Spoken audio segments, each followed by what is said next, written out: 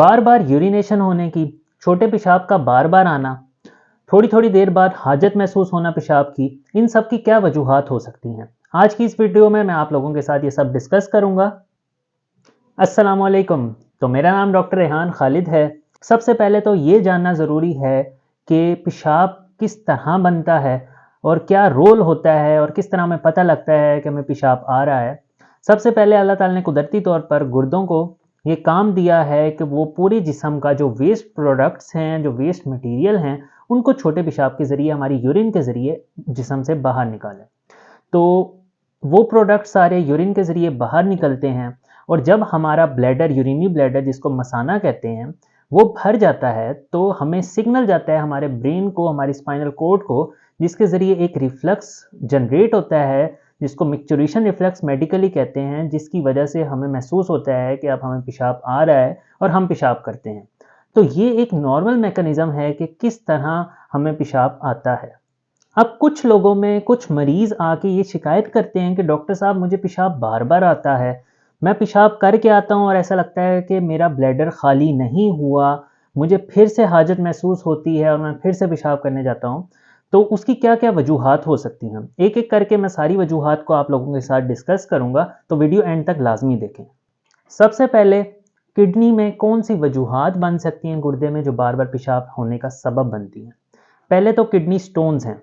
जब हमारे गुर्दों में पथरियां बन जाती हैं, गुर्दे की पथरी बार बार पेशाब लाती है, ख़ास तौर पर अगर वो पथरी हमारी पेशाब वाली नाली या यूरेटर में हो या फिर मसाने के मुंह तक आ जाए, तो वो बार बार पेशाब लाने की वजह बनती है। सेकंड नंबर पे यूरिनरी ट्रैक इन्फेक्शंस, यानी गुर्दे की और मसाने की इन्फेक्शन। ये जब भी इन्फेक्शन होती है तो आमतौर पर मरीज़ ये शिकायत करते हैं कि उनका पेशाब बार बार आता है, पेशाब जल के आता है और बार बार रुक रुक के पेशाब आता है। तीसरे नंबर पे प्रोस्टेट। प्रोस्टेट खास तौर पर 50 ईयर्स से ऊपर मेल्स के अंदर सबसे बड़ी वजह है छोटे पेशाब के बार बार आने की। आमतौर पर 50 ईयर्स के बाद प्रोस्टेट का साइज बढ़ जाता है, जिसको मेडिकली बीपीएच कहते हैं या बिनाइन प्रोस्टेटिक हाइपरप्लेजिया का नाम दिया जाता है। इसकी वजह से पेशाब की नाली को बार बार एक स्टिमुलस चाहता है, वो तंग होती है, जिसकी वजह से बंदे के अंदर पेशाब करने की हाजत बार बार महसूस होती है। तो इंक्रीज यूरिनेशन होती है। इसके अलावा रात को बार बार पेशाब आता है, जिसको हम नॉक्टर्नल एन्यूरेसिस या नॉक्चूरिया का नाम देते हैं। तो गुर्दों के रीजंस के बाद अब हम आते हैं कि क्या सिस्टेमिक रीजंस हो सकती हैं।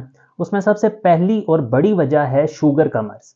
डायबिटीज मेलाइटस खास तौर पर बार बार पेशाब लाने की वजह बनता है। अब उसके पीछे कॉज समझें आप लोग। जब शुगर ज़्यादा होती है खून के अंदर, तो वो शुगर हमारे गुर्दों की नालियों में ज़्यादा जाती है। अब शुगर कुदरती तौर पर पानी को गुर्दों के अंदर खींच लेती है, जिसको हम ऑस्मोटिक डायूरेसिस का नाम देते हैं, जिसकी वजह से वो पानी को अपने साथ पेशाब के रास्ते निकाल के ले जाती है। तो इस वजह से शुगर के मर्ज के अंदर छोटा पेशाब बार बार आता है।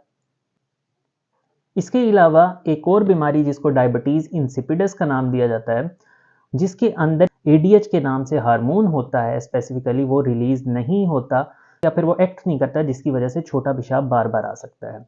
इसके अलावा स्ट्रेस भी एक इम्पॉर्टेंट वजह बनती है बार बार छोटे पेशाब के आने की।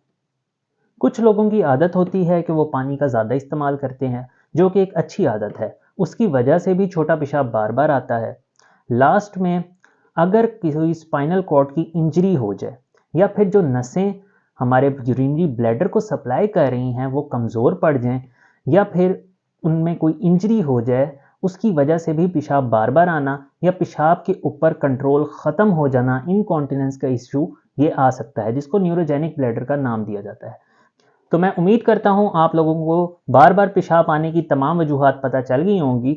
अगर आपको इनमें से कोई मसला है तो ये तमाम कॉजेज़ जो हैं ये आप लोगों ने रूल आउट करनी है। अपना बहुत ख्याल रखें, मेरे चैनल को फॉलो और सब्सक्राइब कर दें और अपने दोस्तों और फैमिली वालों के साथ शेयर कर दें। Thank you so much. अल्लाह हाफिज़।